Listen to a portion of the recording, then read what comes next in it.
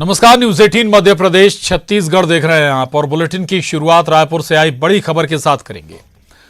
अतिक्रमण के खिलाफ बड़ी कार्रवाई हुई है। रायपुर में राजा तालाब में चला प्रशासन का बुलडोजर। कलेक्टर के आदेश पर अवैध निर्माण तोड़ा गया है। भूमाफिया तालाब पर अवैध निर्माण कर रहा था। दल बल के साथ प्रशासन की टीम ने कार्रवाई की है। स्मार्ट सिटी लिमिटेड के मटेरियल से अवैध निर्माण किया जा रहा था। तो ये बड़ी खबर है। रायपुर से आपको बता दें कि अतिक्रमण के खिलाफ बड़ी कार्रवाई हुई है। राजधानी रायपुर में राजा तालाब में प्रशासन ने बुलडोजर चलाया है और कलेक्टर के आदेश पर अवैध निर्माण को तोड़ा गया है।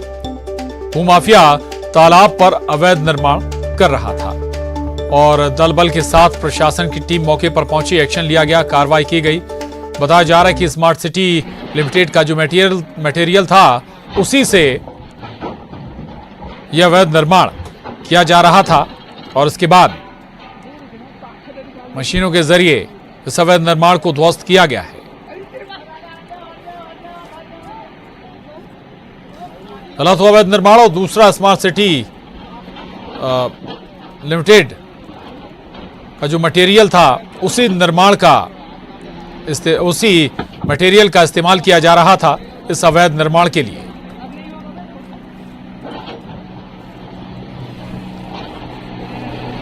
भूमाफिया के खिलाफ कार्रवाई हुई है और इसके तहत अवैध निर्माण को तोड़ा गया है।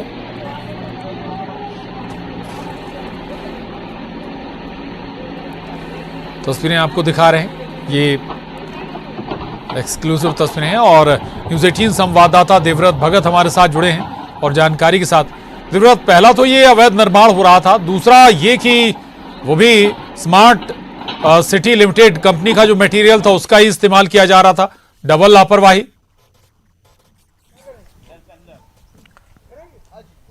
जी, स्मार्ट सिटी द्वारा दरअसल कई तालाबों का जो सौंदर्यीकरण है वो किया जा रहा था और इसीलिए एक तरह से यहाँ पर ये देखा गया कि जो अवैध निर्माण चल रहा था, ये रायपुर का पुराना प्राचीन तालाब है। हालांकि ये तालाब अभी भी बहुत कब्जा इस तालाब पर हो चुका है और ठीक इस तालाब के किनारे ही जो सड़क जाती है उसमें ये कब्जा किया जा रहा था। तकरीबन 200 मीटर की ये सड़क है जहां से आम लोग गुजरते हैं और इसी जगह पर ये अवैध निर्माण जो है फिलहाल ढहाया गया है। रायपुर नगर निगम की टीम पहुंची, जिला प्रशासन की टीम पहुंची और जो शिकायत है वो कलेक्टर तक पहुंची। उसके बाद ये पूरी कार्रवाई जो है वो यहां पर की गई है। पूरी तरह से इस यहां पे जो बनाया गया था अवैध निर्माण उसको ढहा दिया गया है और हैरानी की बात कि ये आखिर किसकी शाह पर हो रहा था, क्योंकि जो निर्माण कार्य हुआ है बताया ये जा रहा है कि जो बिल्डिंग में जो निर्माण में मटेरियल यूज किया गया ये स्मार्ट सिटी कंपनी का ही मटेरियल है। तब क्या कोई अधिकारी किसमें संलिप्तता थी जो कि आसानी से भू माफिया को जो है वो स्मार्ट सिटी का मटेरियल मिल गया, या फिर नगर निगम के अधिकारी शामिल थे, या फिर किसी जनप्रतिनिधि की शह पर यह अवैध कब्जा हो रहा था।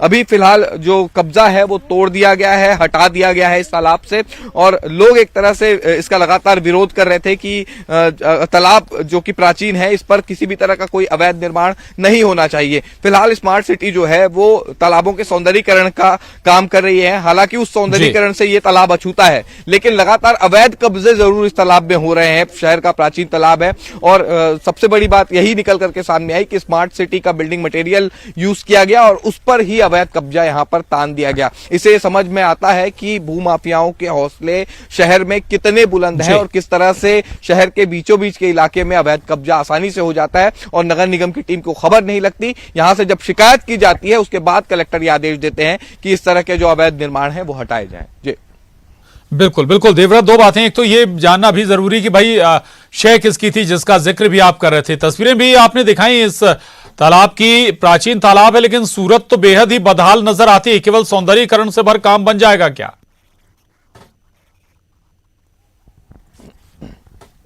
जी, इस तालाब को सुधारने संवारने की कई दफे कोशिश की गई, लेकिन हर बार ये मसला जो है वो विफल ही रहा।